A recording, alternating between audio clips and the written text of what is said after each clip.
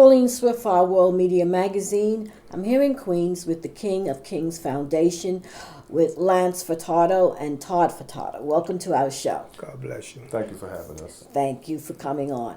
I would like you to tell me a little bit about your foundation and when it got started. Okay. So our foundation was created back in 2005. It was created as a way of giving back by reaching out to at-risk youth, educating them and motivating them about the plights and the decisions that one make. One of the reasons we created the organization is we wanted to just, help bring awareness to our community and to our youth and to our public school system. Our mission is to educate all to the dangers and consequences of being involved with drugs, guns, gang violence, succumbing to peer pressure. But most importantly, we promote the importance of education because we know the lack of can lead to homelessness, poverty, and incarceration. So, one of our strongest goals is to help build stronger, safer, closer communities. And one way we achieve those goals, we do a lot of community events. And we use those events as a means of bridging the gap of communication between our youth, adults, and our seniors. One of our strongest things for our organization is we speak against violence. We don't care what shape or form or color it comes in, we speak against violence. One of the reasons why we're so passionate and dedicated about going into schools and bringing awareness and motivating our youth, and we target them at a young age, because when we were at a young age, no one took the time to come talk to us, Okay. And had they taken the time, we still might have looked at them and said, like, well, who are you? Can you relate to some of the things that we're going through or experiencing? Well, we can relate to things firsthand. We describe ourselves as, survivors of the struggle. So that's a little bit about the organization. Todd, how do you feel?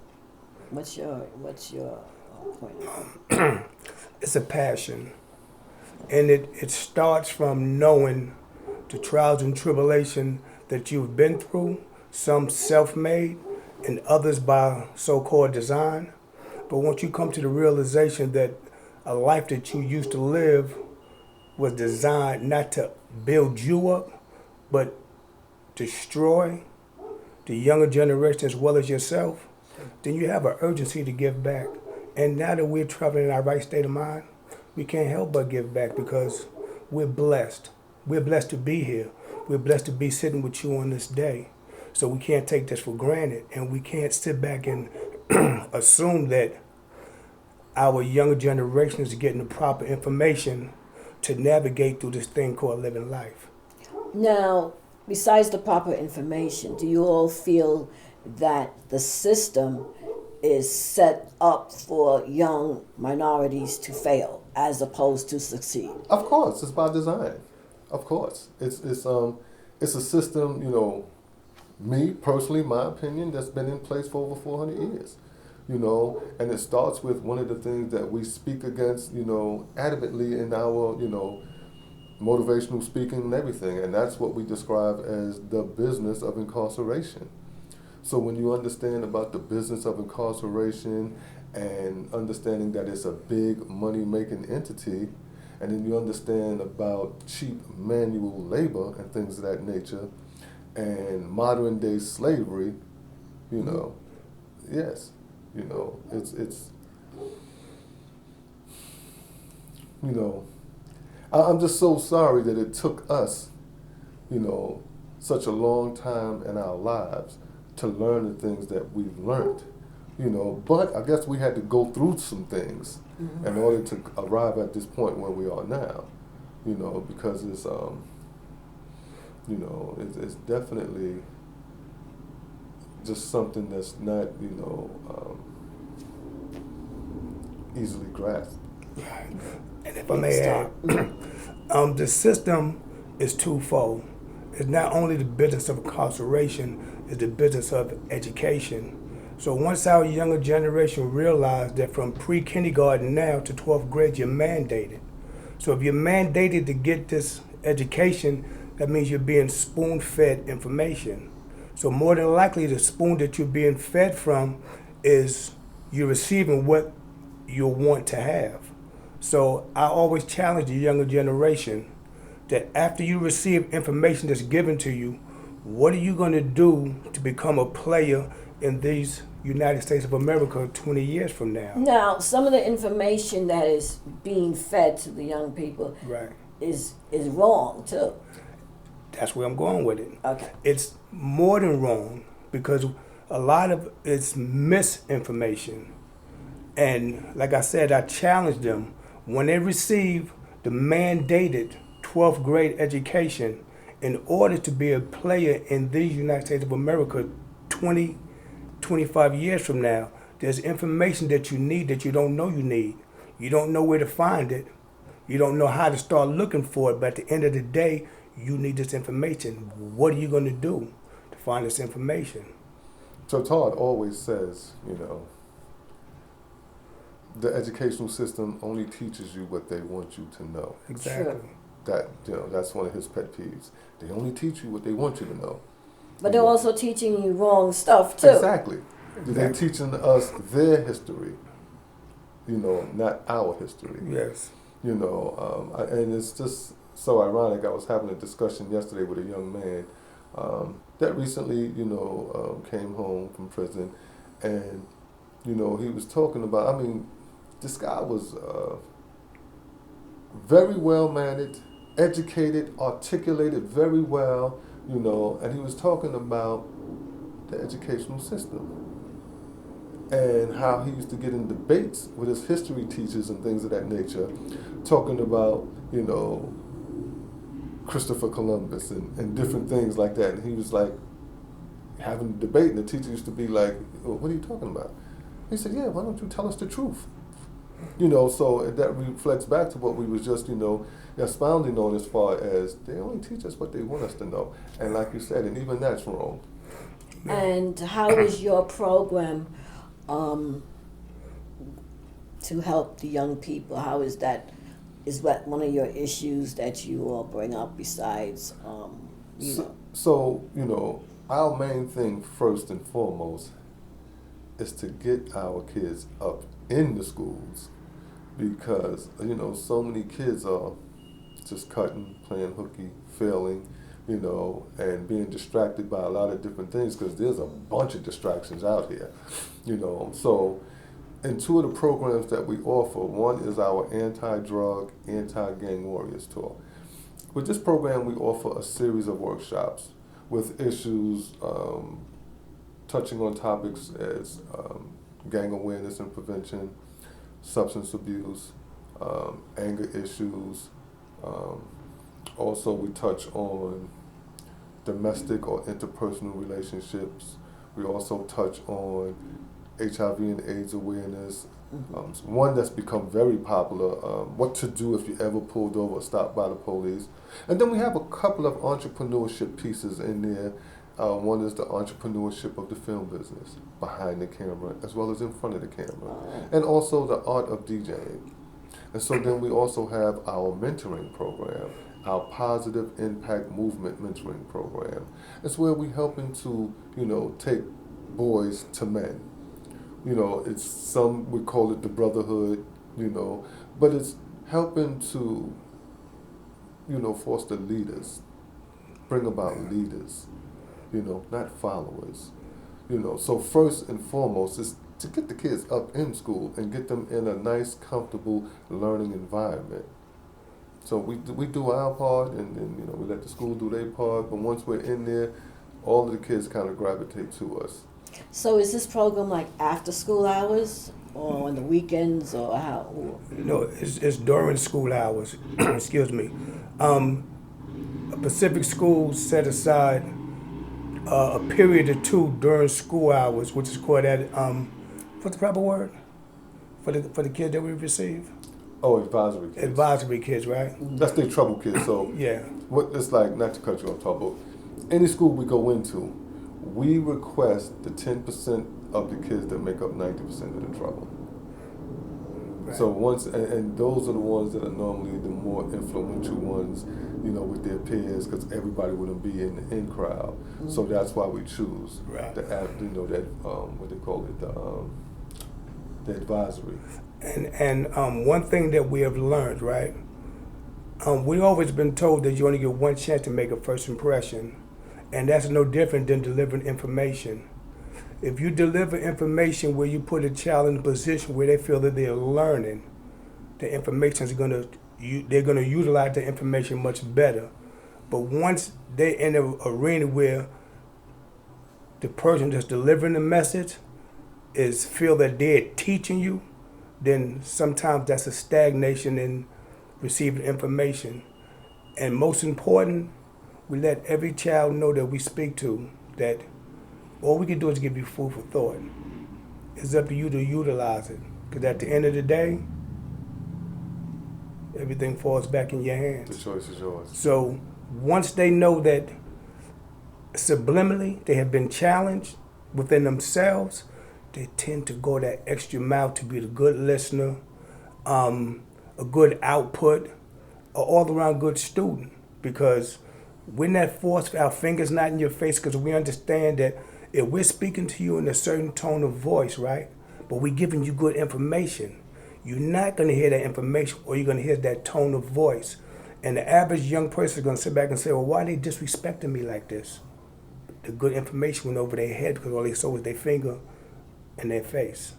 So these are things we learned, and I'm not going to say we mastered it, but we're very, very good at it in our delivery. And the most important thing is you only get one chance to make a first impression. Even though that first impression may be day after day after day, it's a new morning every day. When you go into the schools, what are the results that you see afterwards as time has gone by now? Oh no, great results. Everything we do is evidence based. Everything we do is evidence based, and we track it. You know what I'm saying? So when we go into a school, you know, the first, you know, start of a session, of course, is the introduction. You know, they get a chance to meet us, get a little up close and personal with us, and then we give them a survey to gauge what they think they know. You know, and then after our, you know, sessions are completed, then we do a post survey, and that survey will actually show them what they actually learned. So everything we do is evidence based, it's best practice, but it's a little more personal because our theme is we like to use street knowledge to help our youth get through college. So you also speak about your plights in life. Yes. Okay, Definitely. So that's what gives us the platform. So we let them know right off the bat, you know, we're not theologians, we're not scholars, we're not somebody that read a bunch of books standing in front of you acting like we know what we're talking about. We're former drug kingpins, ex-gang members, formerly incarcerated, now urban specialists. When they ask what is an urban specialist is one that is an overcomer of the environment that he was adapted to. And so us coming up in the era and time that we came up in, you know, we talk about how racism was at an all-time high, it was out in the open, you know, and it was just different times. You know, but no, we're transparent, as Todd mentioned earlier. One thing about today's youth, they might not know it, but they definitely have a spirit of discernment. In the streets, we call it real recognizes real, you know, and no one wants to be fronted on, you know, so we like to keep it real because real recognizes real. So if we stood in front of them and you know, tried to act other than ourselves, you know, our message wouldn't get across, they wouldn't receive us, anything. So no, we're live and direct. 20 years ago as opposed to now, do you see the same problems or different problems? 20 years ago opposed to now, we was in prison. So So we'll go back 25 years. no, it's even a little longer. But we was in prison. But, you know, and Todd talks about this all the time, you know, in prison we started seeing these young cats coming in jail, you know, 18, 19, 20 years old with a load of time and on joke time. You know, thinking, you know, that one day they're going to wake up and say, hey, CO, open up the door, I'm ready to go home. Are you kidding me, son? You got 62 years. You know, so you know, things were really being taken for granted. You know, the youth of today, and that's why we're so adamant and passionate about what we do, you know, because, like I said, no one took the time to try to educate us, you know, so we make it our business. Well, Lance, let me say this. I could A be lot, taught. Lance, let me say this. They always say that everything starts in the home. Agreed. You do agree with that? Yeah. Mm-hmm. Yes. So, like, my mom, like, you know, the neighborhood and community we came from, the neighborhood we grew up in, I can best describe that neighborhood as every home on that block is what we describe as fully functional families. They had mom and a dad. Okay. We came from a single parent household. Not to take anything away from my mom, because she did the best that she could with what she had. But those kids in those other homes, their parents had dual income. So those kids had what they wanted. We didn't have what we needed. We took matters into our own hands. And so that's one thing that we talk about when we're shaping and forming my kids in our mentoring. Does the household play a role? Yes. It's what you looked at, what did you value when you was growing up? You know, we describe it as, how was your orientation? Orientation meaning your upbringing. How was you raised? Who was your role models? Who did you look to? You know, was they negative? Was they positive? How did they react to certain situations? You know, when your mom and dad or mom and boyfriend or vice versa got into an argument, did it become violent? Were there verbally abuses? Did they start drinking? Did they, you know, start smoking? You know, so it's a reflection of what starts in the home. Okay. You know. Behavior is learned. But that's not, as we make mention of, first education should come from home, but we also have to realize that, like, with the times that we live in now, or even back then, it was so hard for a single, or in some cases, dual parent to really make ends meet. So some had to work a job or two. So they're working a job or two and the child is home unsupervised. It leaves the door open for anything to happen, and children tend to get caught up in certain things that they know that if a parent wasn't home, they wouldn't do. So I just share that to say that there's really not a bad parent unless you're teaching your child how to be that criminal figure. But some parents just not there because they working to keep food on the table. True. You know what? And I'm not going to throw anybody under the bus, because no one's going to teach, you know, bad habits. You know, they just don't realize that they have the bad habits, and they don't realize, as Todd mentioned just a second ago, that, you know, behaviors are learned. Yes. So kids mimic, they copy, they emulate. Mm-hmm. So what they see you do, they copy, they do. That's true. Exactly. I, You know? I agree with you guys. So, and that's what happens. So that's why, to answer your question, yes, it's comes from the home. You know, person might not be aware, Right. you know, of, you know, what they're doing. You know, we was on tour with a very famous person, pardon me, and they always used to say, you know, you have to be careful what you speak, you know, because you're actually feeding someone's spirit, your negative, you know, images of that, whatever you think. So if you have a parent constantly sitting there saying, yo, you ain't nothing, you ain't gonna amount to nothing, your daddy wasn't nothing, you ain't gonna be nothing. Oh no, child begins to believe that. They begin to believe that. So yeah, I think it comes from the home. You're absolutely right. And then when the child fails in certain areas, their justification is, well, you said I wasn't going to be anything anyway. So how could you be upset with me if this is what you told me who I am? So yes, as parents, as role models, as information givers, we have to be very mindful on the things we not only say out of our mouths, but how we live our lives.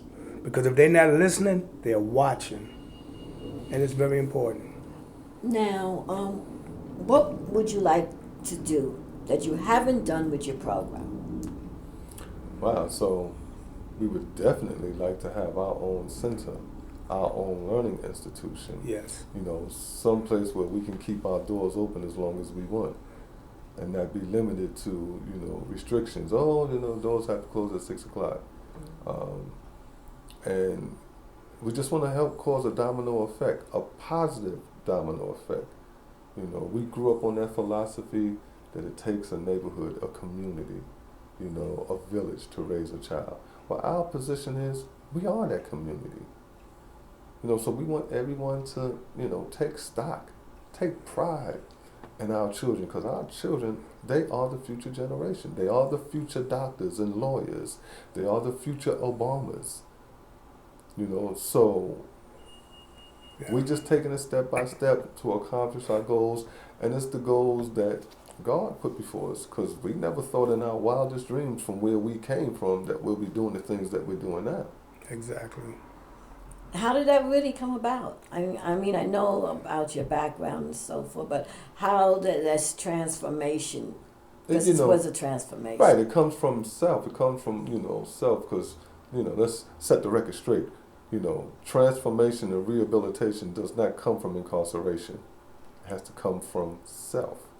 And so it's no secret that we both love the Lord. We're born again Christians, you know, and this was something that was probably birthed in us, because even walking that other life, we were still good guys.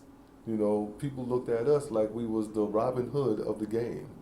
You know, there was a saying, you know, we was like the good hands people. You know, if you ever got with the Feurtado brothers, you can never go wrong, type of thing. So we was always good by nature. You know, I mean, it's just in our nature, you know, and it's so much that we want, you know, but like I said, we can only do it in stepping stones, you know, but it's a lot that we want to achieve and accomplish, and we still don't know. God is just giving it to us. Todd, how you feel about it? One of the beauties of being incarcerated, right? And I know that may sound crazy to the listener, but self-evaluation. Once you get that opportune time to sit down and reflect and go back down memory lane, then you will see that it was really nothing to smile about. All you see is hurt, harm, and danger, cause and effect. For what? For the love of money was the root to all evil. So now you're in this quiet spot. And then, as Lance may mention earlier, you see all of the kids coming in and not realizing what they're facing. It just pricks your heart.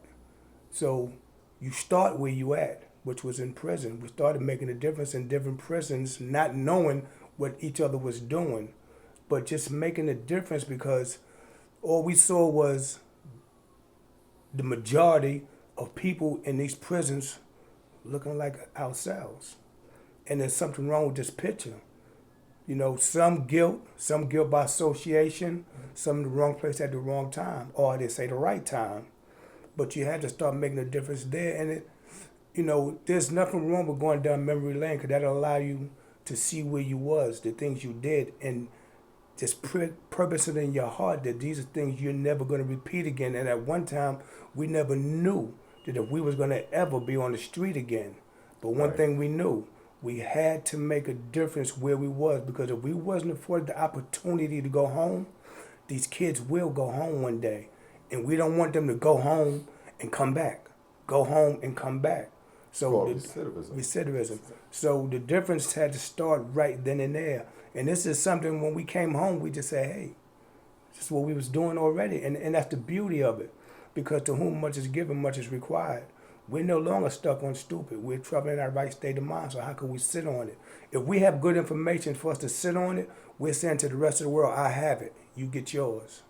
It's wrong. So, in a nutshell, like Todd said, we didn't start doing what we was doing when we came home. So, in federal prison, I was a GED tutor. I was responsible for helping over 75 inmates receive their GED. You know, that was a major role. We both was, you know, Bible study teachers, you know, in prison, you know. So we just didn't start it when we came home. Yeah. I was working with a group that I didn't like the label. They called them SNL, Slow and Learning. They were older, and I didn't appreciate the label that they was getting, so I would never sit down in the library school and act like I knew something that they didn't know. If there's anything, if there was a task that we had to tackle, we would tackle it together. So like you're learning, I'm learning. I'm not teaching you anything. We're learning together, and that's called motivation. It falls back to getting my finger out your face. Because if my finger's in your face, I say I got three pointed back at me. So who am I judging? Except myself. Thank you both for this time. I love your foundation. I know you're doing great work. Continue with it, and hopefully we'll be able to work together. Sure, we look forward to it. So, and also we just want to say, like, I'm rocking my drop right here, right? This drop is from Noah's Ark. Noah's Ark is a foundation that we collaborate with. The founder is Joakim Noah. He's the Center for Chicago Bulls. And this rocking your drop is a drop of conscience. If we all just have a drop of conscience about the violence that's going on around us, we'll all do our part to help end, violence. And it starts by just going to get your own. Because everybody always want to say, point the finger, look what your kids out there doing. Yeah, but look what your kids is out there doing. So if we stop pointing the finger, Todd just mentioned, your point 3 is pointing back at you. If you stop pointing the finger and go out there and get your kid, if everybody just goes out and get their children, we'll begin to make a big difference right there. Mm-hmm. And if I may, there's one thing I'm very adamant about, not only to the young people, but for those who have ears to hear. If you take care of your character, your reputation is going to take care of itself. At the end of the day, it depends on what type of characteristics are you displaying and what type of reputation you're going to receive. Thank you. Rocket drop. Let's revive our communities. King of Kings Foundation, Feurtado Brothers, one love. Pauline Swift for Our World Media Magazine here in Queens. Thank you for watching.